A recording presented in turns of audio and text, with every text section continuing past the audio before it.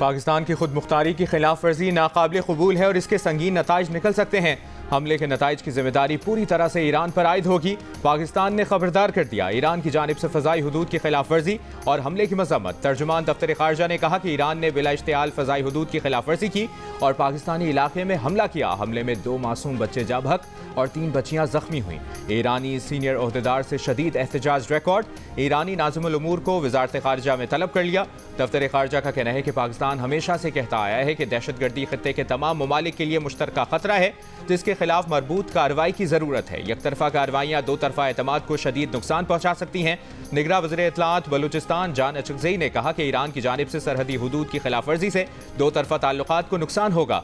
ऐसी कार्रवाइयाँ बाहमी एतमाद और तिजारती रवाबित को नुकसान पहुंचाती हैं।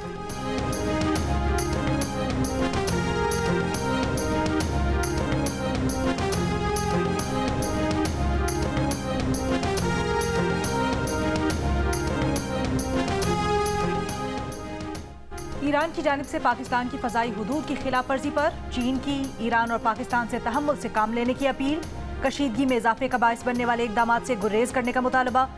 तर्जुमान चीनी वज़ारत खारजा का कहना है अमन और इस्तेहकाम को बरकरार रखने के लिए दोनों मुल्क मिलकर काम करें।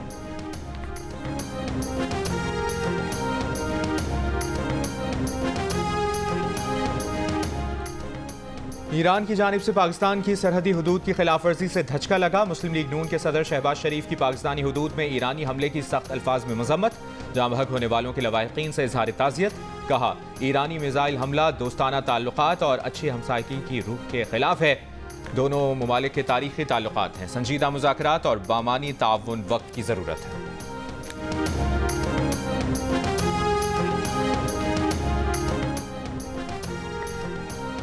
आम इंतखाबात की तैयारियां जारी हैं। इलेक्शन कमीशन आईनी तकाजे पूरे कर चुका। अवाम को वोट डालने का मौका फराहम करना निगरां हुकूमत की जिम्मेदारी है। इंतखाबात के दौरान आलमी मुबस्सिरीन भी पाकिस्तान आएंगे। निगरां वज़ीर आज़म अनवारुल हक काकड़ का गैर मुल्की टीवी को इंटरव्यू। कहा मईशत की बहाली अव्वलीन तरजीह है। IMF की शराइत पूरी कर रहे हैं। इक्तिसादी इशारियों को सही समत में गामजन करने के लिए माशी इस्लाहात ज़रूरी हैं। चीन के साथ हमारे स्ट्रेटेजिक ताल्लुकात वक्त के साथ मजबूत हो रहे हैं।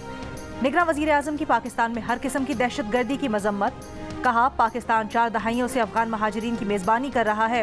गैर कानूनी मुकीम गैर मुल्की सिक्योरिटी के लिए खतरा है। तमाम गैर मुल्की कानूनी दस्तावेजात के साथ पाकिस्तान आएंगे।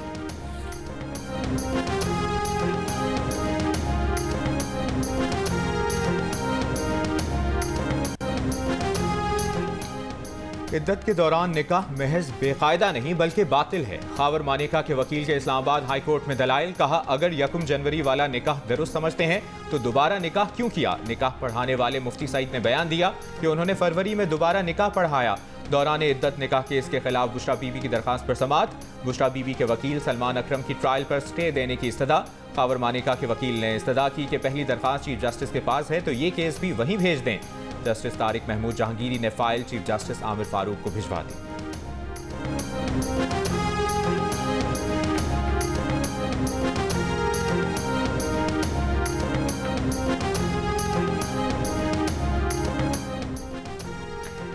पाकिस्तान पीपल्स पार्टी का बदीन में पावर शो।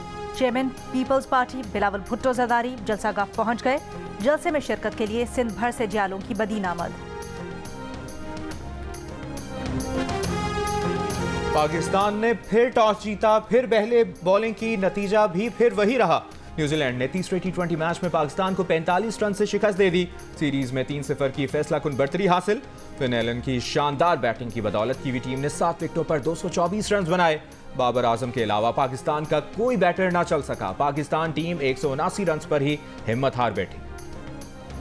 आजम खान मुसलसल तीसरे मैच में भी फेल। इफ्तिखार अहमद फिर नाकाम। साइम अयूब भी सिर्फ 10 रन बना सके। रिजवान 24 रन बनाकर चल दिए। हारिस रऊफ ने 60, नवाज ने 44, शाहीन अफरीदी ने 43 रन दिए। फिन एलन ने बॉलर्स की खूब दुर्गत बनाई। 2 बार गेंद स्टेडियम से बाहर पहुंचाई। अंपायर ने नई गेंद मंगवाई।